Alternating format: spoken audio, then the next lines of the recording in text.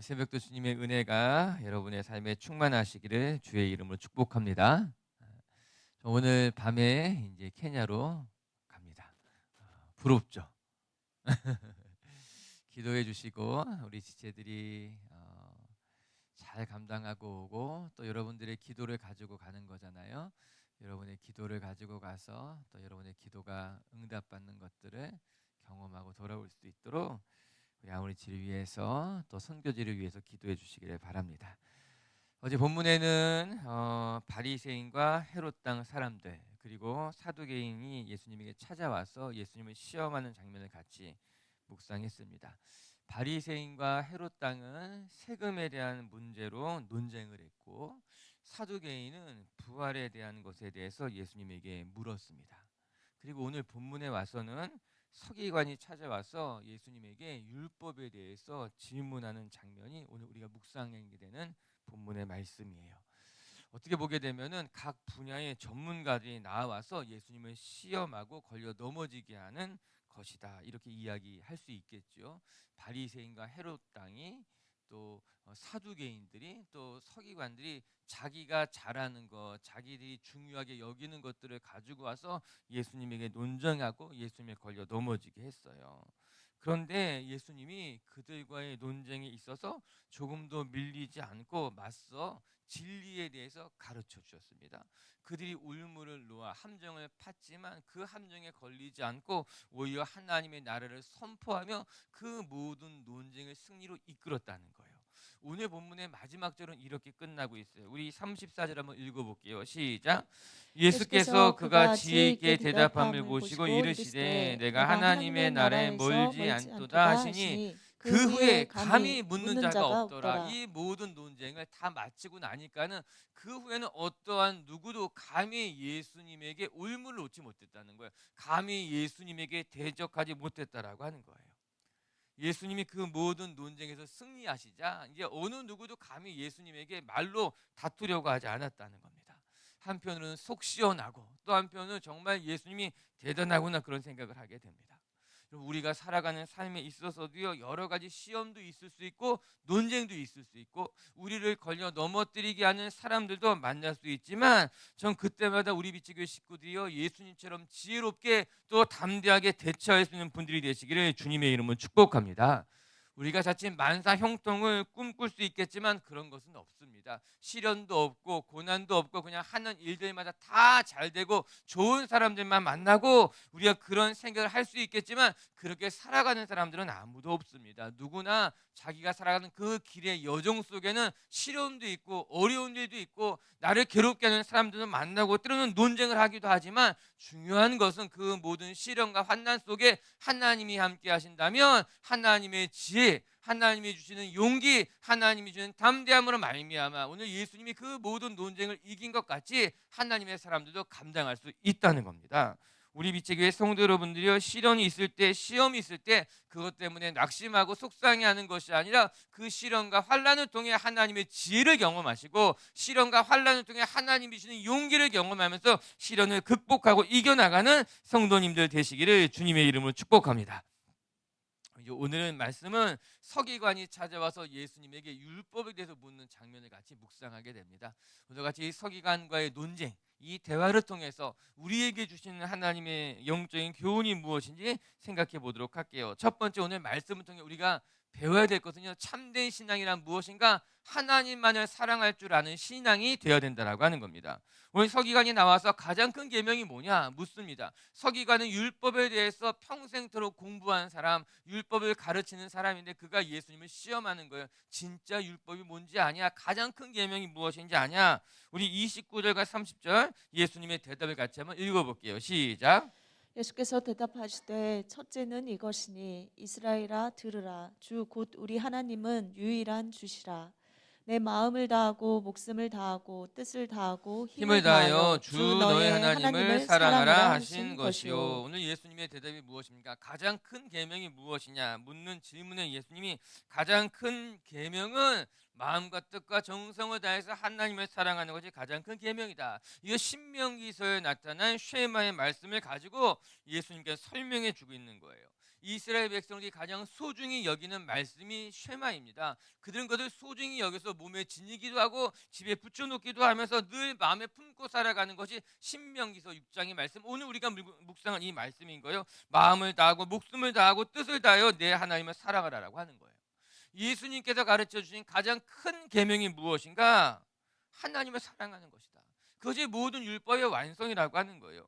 이 말씀이 매우 매우 중요한데, 그것은 하나님이 우리에게 원하시는 것이 무엇이냐? 그것은 어떠한 행위가 아니라, 어떠한 공로가 아니라, 하나님이 우리에게 원하시는 것은 하나님과의 인격적인 교제라고 하는 거예요. 사랑이라고 하는 것이 무엇이냐? 그것은 하나님과의 관계성 속에 나타나는 것이 사랑이죠. 하나님이 우리에게 원하시는 것은 우리가 무엇을 바치고 어떤 재물을 드리고 어떤 행위로 공로를 만드는 것이 아니라 하나님과 인격적인 관계를 맺음으로 하나님과 동행하며 살아가는 것이 하나님이 원하시는 것입니다. 가장 큰 계명이고 지켜야 되는 율법입니다 말합니다. 오늘 하나님이 우리에게 원하시는 것이 인격적인 관계이다. 저는 이 사실이 굉장히 놀랍고 또 한편으로는 감사하고, 여러분, 하나님은 사람을 창조하시고 자유의지를 주시고 그 자유의지를 통해서 하나님과 인격적인 관계, 사랑을 맺어가기를 원하신 겁니다. 이는 매우 놀랍고 신비로운 일이며 또한 기독교에 있어서 가장 중요한 특징이에요. 과연 어떠한 종교가 이럴 수 있을까 싶어요. 물론 기독교를 다른 종교와 비교하는 것이 그리 썩 좋아 보이지는 않지만, 그래도 종교라고 하는 카테고리 속에서 우리가 생각해 보게 된다면, 여러분, 어떠한 신이 자기 피조물과 자기가 만든 존재와 인격적인 관계를 중요시 여기겠습니까? 자신이 만든 피조물인데 피조물에게 원하는 것은 복종이겠죠. 모든 종교가 그렇습니다. 그러나 기독교는 놀랍게도 하나님 여호와께서 자기가 만든 피조물에게 원했던 것이 복종이 아니라 하나님과 사랑의 관계를 맺어가는 것을 원하셨다는 거예요. 이 기독교가 가지고 있는 너무나 놀라운 특징, 하나님만이 우리에게 보여줄 수 있는 신비로운 일이라고 하는 거예요. 사랑하는 빛의 성도 여러분, 오늘도 하나님이 우리에게 복종을 원하지 않습니다. 하나님께서 우리에게 어떤 행위로 하나님 앞에 나오라고 원하지 않습니다. 하나님이 우리에게 원하시는 것은 하나님과 인격적인 관계인 거예요. 하나님을 사랑하는 마음으로 하나님과 동행하며 살아가는 것을 하나님이 가장 원하신다는 거예요. 누가 그렇게 이야기하더라고요. 신이 인간에게 준 가장 큰 선물은 자유의지이고, 인간이 신에게, 하나님에게 드리는 가장 큰 선물은 헌신이라고 하는 거예요. 이 말 멋진 말인 것 같더라고요. 하나님은 우리에게 자유의지를 주셔서 우리가 우리의 힘으로, 우리의 마음으로 하나님을 사랑하기를 원하셨던 거예요. 그냥 로봇을 만들어서 복종하게 하는 노예와 같은, 하인과 같은 존재를 만든 것이 아니라 사람을 창조하시고 생기를 불어넣으시고 거기에 자유의지를 주신 것으로 말미암아 우리가 우리의 마음으로 하나님을 사랑하도록 하나님과 인격적인 관계를 맺게 하신 것이 하나님이 우리에게 원하시는 것이다. 할렐루야. 오늘도 우리 빛의 성도 여러분들이 하나님이 우리에게 원하시는 것은 하나님을 사랑하는 것으로 하나님과 함께 동행하는 것이 하나님이 우리에게 원하신다는 것을 기억하고 정말 하나님과 인격적인 교제를 만들어 가시는 분들 되시기를 주님의 이름으로 축복합니다. 정말 신앙생활을 잘하고 있는지, 그렇고 그렇지 못한지를 알 수 있는 질문은 요즘 하나님을 사랑하십니까? 이 질문. 여러분, 요즘 하나님을 사랑하십니까? 하나님을 인격적인 대상으로 바라보며 여러분의 마음을 드리며 사랑하십니까? 여러분의 헌신에는 사랑이 있습니까? 여러분의 봉사에는 사랑이 있습니까?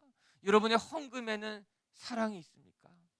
아니면 그냥 봉사하고 일하듯이 헌신하고 그냥 늘 해왔으니까 헌금하고, 하나님은 그것을 원하지 않고 여러분의 헌신에, 여러분의 봉사에, 여러분이 드는 그 모든 것에 하나님을 사랑하는 마음을 원하신다는 거예요. 우리는 우리 자신에게 물어봐야 돼요. 점검해야 돼요. 나는 오늘도 주님을 사랑하는가? 주님을 사랑해서 이 자리에서 예배하고 있는가라고 하는 거예요. 그런데 여기서 중요한 것 중에 하나는 하나님께서 우리에게 원하시는 것이 사랑인데, 인격적인 관계를 가지고 하나님과 함께 동행하기를 원하는데, 그때 주님이 우리에게 요구하시는 사랑은 부분적인 사랑이 아니라 전적인 사랑이라고 하는 거예요. 오늘 본문에 예수님 이렇게 말했습니다. 내 마음을 다하고 내 목숨을 다하고 내 뜻을 다해서 하나님을 사랑하는 것, 그냥 사랑이 아니라고 하는 거예요. 너의 마음을 다하고 뜻을 다하고 목숨을 다하고 온 힘을 다하고 그렇게 하나님을 사랑하는 것, 우리는 우리의 마음의 일부만, 내 삶의 일부만 하나님 앞에 드리는 것으로 내가 할 것을 다 했다 생각하기가 쉽습니다. 우리 마음의 일부만 하나님 앞에 드리고 또 다른 일부는 세상의 것을 섬기며 살아가기가 쉽다라고 하는 거예요. 하지만 그거는 하나님이 원하시는 것이 아닙니다. 이게 29절에 하나님께서 어떻게 단서를 달고 있는가 하면 29절의 말씀에 하나님이 유일한 하나님이라고 말합니다. 우리가 마음과 뜻과 정성을 다해서 하나님을 사랑해야만 하는 근거가 어디 있는가 하면 하나님만이 유일한 하나님이시기 때문에 하나님만이 예배의 대상이라고 하는 거예요. 하나님만이 경배의 대상이라고 하는 거예요. 하나님만이 참신이기 때문에, 그렇기 때문에 우리도 하나님만을 사랑하는 것이 옳다라고 하는 것입니다. 하나님을 사랑하는 것이 우리가 해야 되는 일이라고 하는 거예요. 이는 십계명에도 잘 나와 있지 않습니까? 너희는 하나님 외에는 그 어떠한 것에도 절하지 말라고 이야기했습니다. 하늘에 있는 것이나 땅에 있는 것이나 땅 아래에 있는 것이나 그 무엇이든지 하나님 외에는 다른 것에 절하지 말라고 이야기했습니다. 신약에 보면 예수님은요, 너는 하나님과 세상을 겸하여 섬기지 말라는 말씀으로써 또 동일하게 우리에게 가르쳐주고 있습니다. 성경은 끊임없이 같은 말씀을 하고 있는 거예요. 우리가 하나님을 사랑해야 되는데 그 사랑은 부분적인 사랑이 아니라 그냥 하나님과 세상을 겸하여 섬기는 정도의 사랑이 아니라 우리의 마음을 다해서 우리의 모든 존재로 하나님을 사랑하는 것이 우리가 마땅히 하나님 앞에 드려야 하는 경배이고 하나님과의 관계이고 하나님과의 사랑이라고 하는 거예요. 오늘도 우리 비치교회 성도 여러분들이 여러분의 마음을 다해서 하나님만을 바라보고 섬기지, 정말 하나님과 세상을 겸하여 섬기는 어리석은 자가 되지 마시고 여러분의 부분으로 하나님을 경배할 수 있는 자들이 되지 마시고 하나님만 바라볼 수 있는 오직 하나님만 사랑하는 분들이 되시기를 주님의 이름으로 축복합니다. 하나님만 사랑하는 사람들에게 나타나는 특징이 뭔지 아십니까? 우리는 하나님만 사랑합니다. 하나님만 예배합니다. 고백하잖아요. 그런 사람들에게 나타나는 특징, 내가 정말 하나님만을 사랑하는가 어떻게 알 수 있을까? 하나님만으로 만족하는가? 그거 보면 알 수 있어요. 하나님만을 사랑하는가? 우리가 말로 고백하고 찬송으로 고백하고, 근데 정말 내가 하나님만을 사랑하는가 어떻게 알 수 있을까? 내 자신을 돌아봐서 내가 하나님 한 분만으로 만족하고 있다면 하나님만을 사랑하는 거예요. 그런데 하나님만으로 만족하고 있지 못하면 난 여전히 세상의 것들에 마음을 두고 세상의 것들을 바라보며 살아가고 있다는 거예요. 오늘도 우리 비치기 성도 여러분들이 정말 하나님 한 분만으로 만족합니다, 하나님 한 분으로 족합니다 고백하면서 정말 마음과 뜻과 모든 것을 다해 하나님을 사랑하는 성도님들이 되시기를 주의 이름으로 축복합니다. 두 번째, 또 오늘 말씀을 통해 우리가 배우게 되는 것은 하나님만을 사랑할 뿐만 아니라 두 번째는 우리의 삶이 내 이웃을 내 몸과 같이 사랑할 줄 아는 사람이 되어야 된다라고 하는 것이에요. 두 번째 또 이제 예수님의 답변이죠. 이제 31절을 읽어보겠습니다. 시작. 둘째는 이것이니 내 이웃을 내 자신과 같이 사랑하라 하신 것이라. 이보다 더 큰 계명이 없느니라. 첫째는, 둘째는, 사실은 이것이 선후가 있다고 말하지 않습니다. 이것이 다 하나라고 이야기하고 있어요. 하나님을 마음 다해서 사랑하는 것과 또 한 가지는 내 이웃을 내 몸과 같이 사랑하는 것이다 말씀이죠. 전 이렇게 이야기하고 싶어요. 내 중심적인 삶이 아니라 내 이웃을 내 몸과 같이 사랑하는 것. 이 말씀이 사실은 쉬운 말씀은 아닙니다. 쉬운 말씀은 아니겠죠. 내 이웃이지만 내 몸과 같이 사랑하라는 것. 이웃은 타자입니다. 내가 아니라 남이라는 말이에요. 그런데 예수님은 내 이웃을 남처럼 대하지 말고 내 몸과 같이 대하라고 하는 거예요. 남이라고 하는 것은 나와 관계가 없다는 겁니다. 나에게 소중하지 않다는 거예요. 그런데 성경에서 예수님은 남이지만 타자이지만 남을 내 몸처럼 여기고 사랑하라고 하는 것. 사람은 본능적으로 자기 자신을 보호하게 돼 있습니다. 내 몸을 지키는 일과 비슷한 거죠. 물건이 날아올 때 나도 모르게 몸이 움츠려드는 것은 본능과도 같은 거죠. 본능이죠. 그렇게 하나님께서 이제 우리를 창조하신 거잖아요. 우리의 신경 자체가 몸이 움츠러지게 내 자신을 보호하는 거죠. 이는 생각해서 되는 것이 아닙니다. 생각하지 않아도 되는 거예요. 그냥 자연스럽게 본능적으로 내 몸을 지키는 것은 우리 안에 그냥 메모리 돼 있는 것만 같은 거죠. 생각하지 않아도 자연스럽게 일어납니다. 사람들만 그런 것이 아니라 동물들도 그렇게 할 것입니다. 그런데 예수님께서는 어떻게 가르치고 있는가? 내 이웃을 타자요 남이지만 그 사람을 내가 내 몸을 본능적으로 소중히 여기고 본능적으로 지키는 것만 같이 다른 사람을 그렇게 여길 수 있겠냐, 대할 수 있겠냐, 사랑할 수 있겠냐, 그 말씀하고 있는 거예요. 이웃을 내 몸과 같이 사랑하라고 하는 이 말씀이 내가 본능적으로 너 자신을 소중히 여기는 것처럼 너 자신을 지키는 것 같이 남도 이웃도 소중히 여기고 그 이웃을 내 몸처럼 지켜줄 수 있겠느냐, 그것이 계명이고 우리가 지켜야만 하는 삶의 모습이라고 하는 겁니다.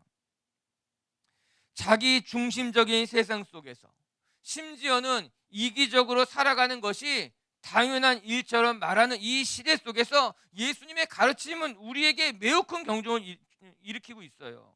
우리가 기독교인들이 살아가야 될 삶의 모습이 어떠해야 되는지 말해주고 있는 거예요. 여러분, 요즘 시대는 이기적이어도 된다고 말합니다. 아니, 사람들은 이렇게 말합니다. 너 좀 이기적으로 살아. 그렇게 말해주는 사람이 정말 나를 아껴주는 사람처럼 생각이 됩니다.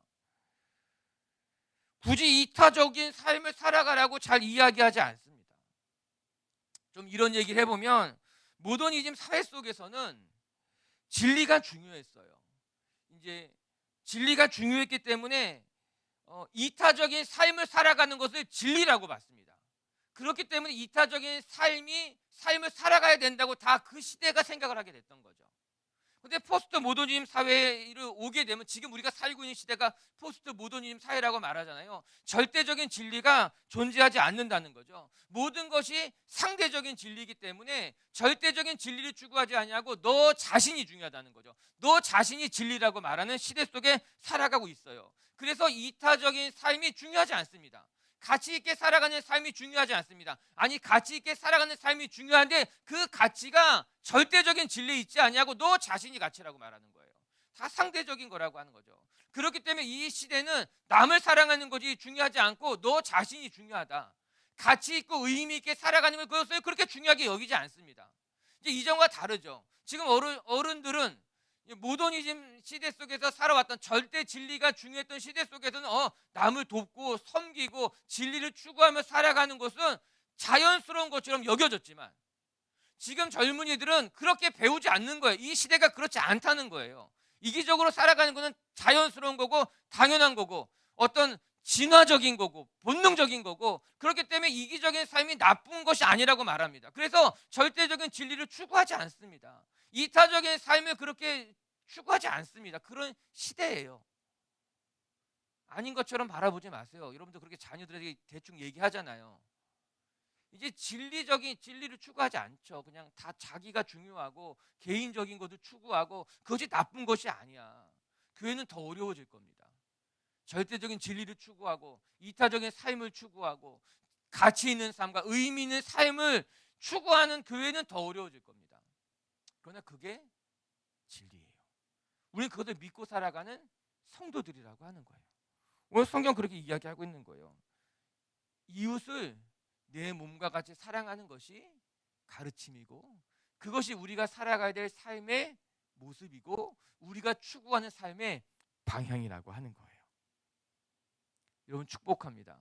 여러분의 삶이 예수님의 말씀처럼 이기적이지 않고 이타적이며 내 것만 소중히 여기는 것이 아니라 다른 사람들 소중히 여길 수 있는 여러분의 삶이 가치 있고 의미 있고 그것을 추구하는 삶이 되어서 예수님을 닮아가고 성경에 말씀하신 피조물다운 삶을 살아가는 분들 되시기를 주의 이름으로 축복합니다.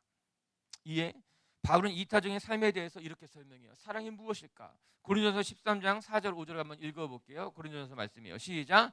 사랑은 오래 참고, 사랑은 온유하며, 시기하지 아니하며, 사랑은 자랑하지 아니하며, 교만하지 아니하며, 무례 행하지 아니하며, 자기의 유익을 구하지 아니하며, 성내지 아니하며, 악한 것을 생각하지 아니하며. 여러분, 사랑은 오래 참는다는 거예요. 요즘의 가르침과 좀 달라요. 오래 참지 않아요.